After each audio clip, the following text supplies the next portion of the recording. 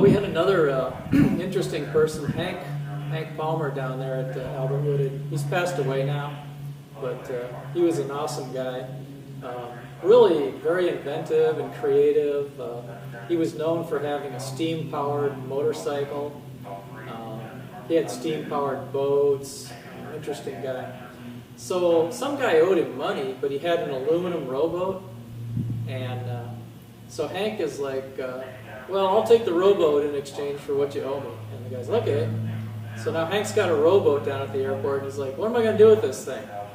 So he also had a 85 horsepower, or was it 65, a little Continental engine. And so Hank's like, well, I'm going to build an airplane with this rowboat. So he called it the Sunshine Clipper, and you can see it today over at Sun and Fun in the museum. It's often on display in the field and back there. But Hank took that aluminum rowboat and built put the wings on it, put a little step in the back of the thing, so that, because seaplanes, you want to get on the step to get less water friction, and then they speed up and take off. So Hank basically built that aluminum rowboat into an airplane, and it was bizarre. The thing would basically take off at 65 miles an hour, it would fly at 65, it would land at 65. And I'd seen Hank take it out quite a few times and head down to Fort DeSoto area and land in the water and come back alive. So one day he offered me a ride, and I remember it was like a cold February day, and I think I was chosen probably first, I believe I was first, to be a passenger on the airplane because I was a 135-pound kid and probably known to be crazy because I was building an airplane too. So Hank's like, hey Mike, let's go for a ride. So we take off and we head down to Fort DeSoto area.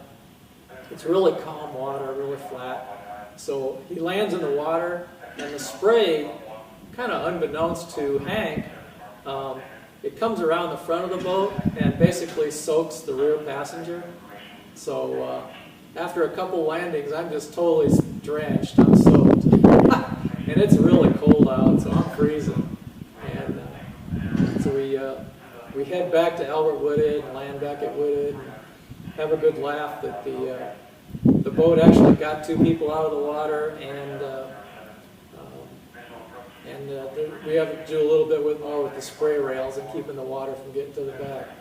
But I kind of consider that was a pretty interesting time. Prior to that, Hank had a Fokker triplane. So it had the 3 wings, and it didn't have a starter on it. So I can remember we used to, Hank would get in the airplane, and we'd hook this cup to the propeller with a long bungee cord, and we'd get like 3 guys to pull on that bungee cord until the engine would go boom, boom, boom, boom, boom, boom, boom, and start up, you know. And Hank would go off flying with that triplane. It was very interesting. Hank donated the triplane up to New York, to Rhinebeck Aerodrome up there in New York. So if you want to see it today, it's still up there. I believe it's a green triplane. They've got some red ones, but his was mostly green. So go up there and check it out in Rhinebeck Aerodrome. That was cool. One day with Hank's Sunshine Clipper, MacDill had a safety fly-in. So all of us were invited to fly over to MacDill Air Force Base, and we went to different seminars and things there. And leaving the air base, the wind was kind of ripping down it was right down the taxiway, but it wasn't down the runway. And Hank's like, this is going to be kind of a hard takeoff if I do it on the runway. So he calls MacDill Tower and he asks him if he can take off on this taxiway that he's on right here. And the tower's like, sure, go ahead and take off. So off Hank goes. He takes off from MacDill Air Force Base on a taxiway. Things were a little looser back then. Let's just say that's not going to happen today. But that was pretty interesting. That was probably my only time of flying into MacDill Air Force Base too. In fact, that's probably the last time private airplanes flew into MacDill Air Force Base. In fact, if you ask the Air Force, they probably would deny that ever happened. but I was there. Back in the 80s, we flew this airplane to the Bahamas quite a few times. I was working at Raytheon, and we had a group there of pilots that organized this little clump of maybe 10 of us, and we'd fly over to the Bahamas fairly often. Always went to Eleuthera, Rock Sound, Eleuthera. And so another friend of mine, Rick, he didn't own an airplane at the time, so he rented this Cessna 150 to fly over there with his wife. His wife, I'm not sure she really understood airplanes much, because she packed cast iron pans and stuff in the airplane for cooking. Effectively, that airplane was so overloaded it was ridiculous. And Rick told me that climbing out from the airport he took off at, he could climb like 50 feet a minute. So it must have taken him forever to get over there, to get any altitude at all to get to the Bahamas. But that was kind of crazy that they managed to get that Cessna 150 loaded up with all those cast iron pans. It was amazing.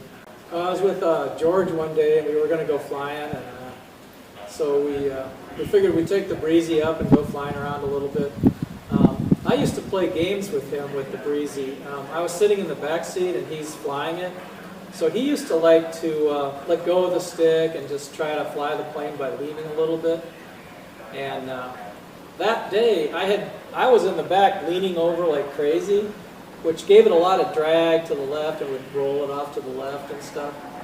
And so George is up in the front trying to fly it with just his hands out in the air. And it's just not working out. The plane's like doing rolls and stuff. So he looks to the back seat and he sees me just hanging off to the side. He's like, "Oh, cut that out," you know. But George used to do a lot of things with the Breezy. He would fly over. We had the airport there at Whitted was on a.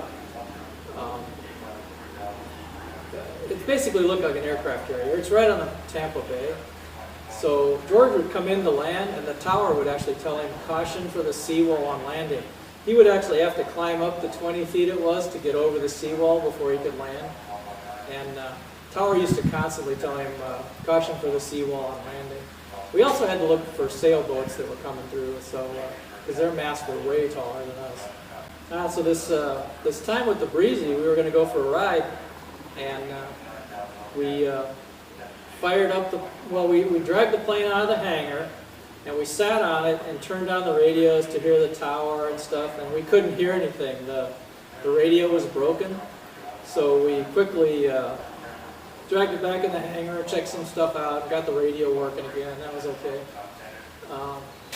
Then we pulled it out again, and we went to fire it up, and the starter was sticking or something. It just wouldn't really engage right. So we oiled that up and got that all back working again.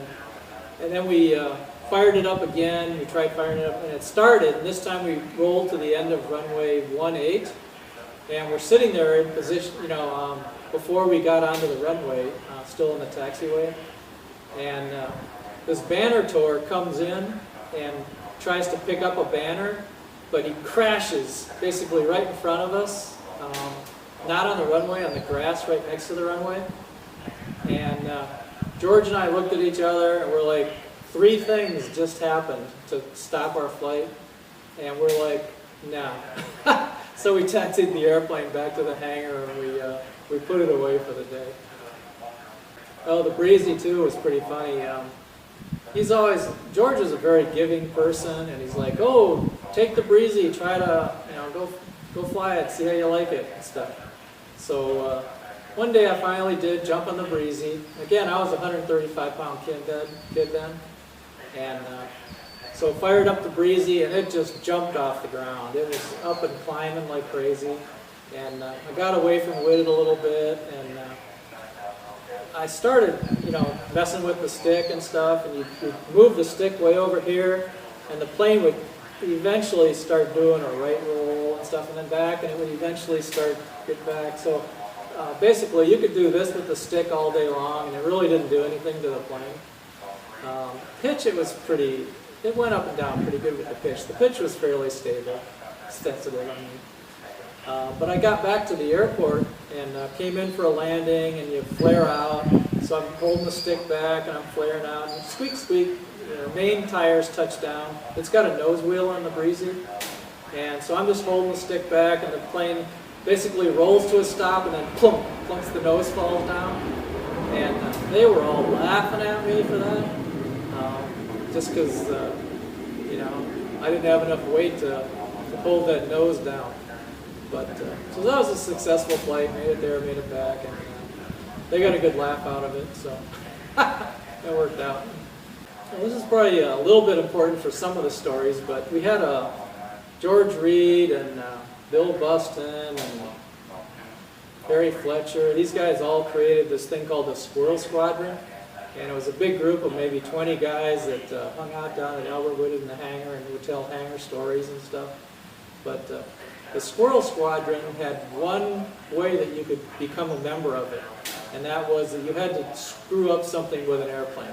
You had to either run over a runway light, you had to do something. You had to crash your airplane, break off a tail spring, but that was the only way that you got entrance into the Squirrel Squadron. I probably have a picture of an old Squirrel Squadron hat that we had made so that we could identify the Squirrel Squadron members. Anyway, that was the Squirrel Squadron, how you got in there.